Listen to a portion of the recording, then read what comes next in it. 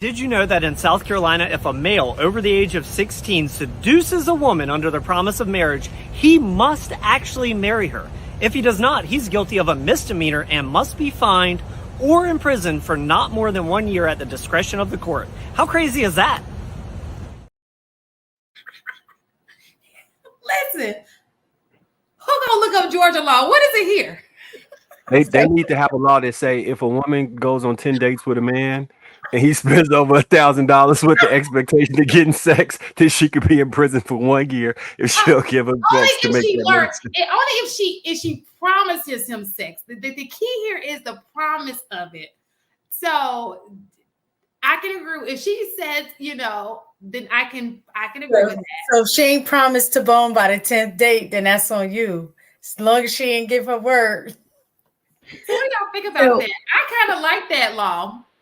So here's the issue with that law, right? It's like it's one of those really obscure laws that were probably written over 100 years ago, yada yada yada, right? The problem is now that it's come to light, some people are going to move some mountains and move some things around and pull some political sway to make that law disappear. That's the problem with that. Isn't it the same state? All these women that are living in Atlanta, y'all better go ahead and move. Listen, they make, South Carolina and Georgia right next to each other. Maybe the same law. Hey, we got somebody got to look it up. Look, check this out. Isn't this the same state? It's either South Carolina or North Carolina when you date a married man, the side chick can be sued. North Carolina. Okay, I knew it was one of the Carolinas. Dang.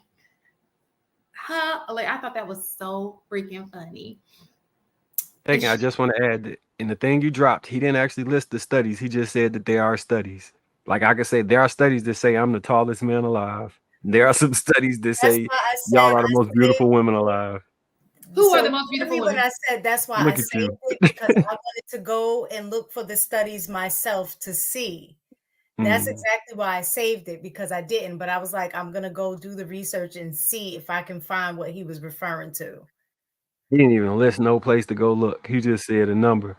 But now you see why. Let me tell you about some of the studies I saw though. So there's a study that says 85% of black men are the best men that have ever lived within the completion of the world. 85, and then 15% of those men are the best. So the 85% are the best men, and then 15 are the best that have ever existed in history. I'm gonna try to look for that study. If I find it, I'll let you know. 30% of black men's beards are so perfect that the world is thinking of getting beard weaves so that everybody can emulate the beard game. And that the genetic muscle fiber that exists within the melanated human is a fiber that is more precious than platinum because of its density and propensity to have tensile strength equivalent to steel. Look it up. Resources say. And if I find it, I'll let you know, because I think it was a similar study from the same person that said that black women are the cream of the crop of all races because they actually can trace from the mitochondria DNA to the first woman, which was African American. And so our DNA is actually better than black men's. Like, I think that was the same person. I saw that study, and it said that that was true only because they had black male DNA inside of them. So essentially, they were similar, but not better. That's what the study said. No, because that DNA is very rare. That mitochondria DNA can be found that has also been given through a man, but those are rare occasions. That's not the norm. And in that same study, it said that they've been able to trace the lineage of God to the sperm that resides within black men. 85%. 80 to 85%. 85%. You got it. But I do agree with that. I actually like that law. I actually like the law as well. The reason I like that law is because it basically makes you accountable for what you say. Hey, baby, me and you gonna get married. Let me get that box real quick. Yeah. Now you're held to that standard.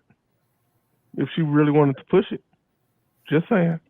Did it say and it's hearsay? Hearsay. Like you, how do you lose a hearsay argument in court? So now you have to, the ladies, you have to get in there like, okay, right, I want you to say that with the video playing, like, camera, they videotape everything else, say it, and men say anything for some, But as a woman, why would you want to be married to a man that really don't want to be married to you? I agree, but what it does is it lets you know, like, is he serious or not? It's kind of like one of those boundaries. I mean, it's one of those things that just says, okay, I want to see how serious he is. Like, is he really serious? First of all, let's just stop telling women you're gonna marry them and you ain't got no intent to marry. Just shut up. Whole thing, man.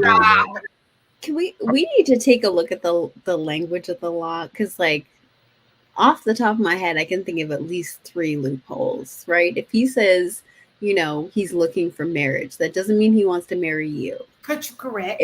If he says, he's thinking about marrying you, that doesn't actually express intention. It's just still a rough idea, right?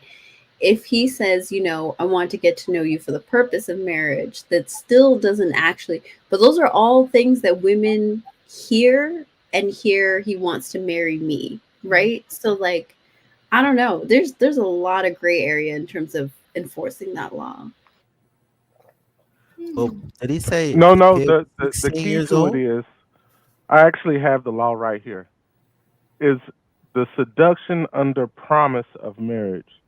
So basically, this was done to prevent men from getting the box under the pretense of marriage. I'm looking for when the year this was added, because I think that will add additional context. But even at that, AP, like, define promise. How do you define a promise? Does it have to be explicit? Can it be implied? Does it have to have certain context? Like, was he saying it during the act? Does that count as real intention? Like, there's a whole lot of nuance to that. Do jokes matter?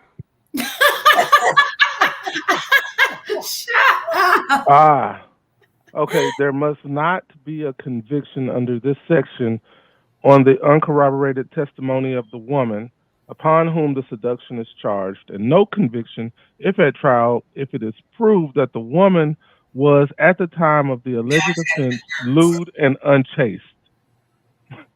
Oh, so if she was already, if she wasn't a virgin, basically, then it don't even apply.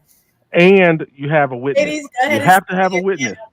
Well, the phone is witness now. Back in the day, they probably didn't have the witness could be just. But it don't matter, because if you're not a virgin, it won't apply to you anyway. That is correct. That's true. I mean, for us, but people who are young and they're growing, it's maybe some virgins out there, For those people. But did you say maybe it's some virgins?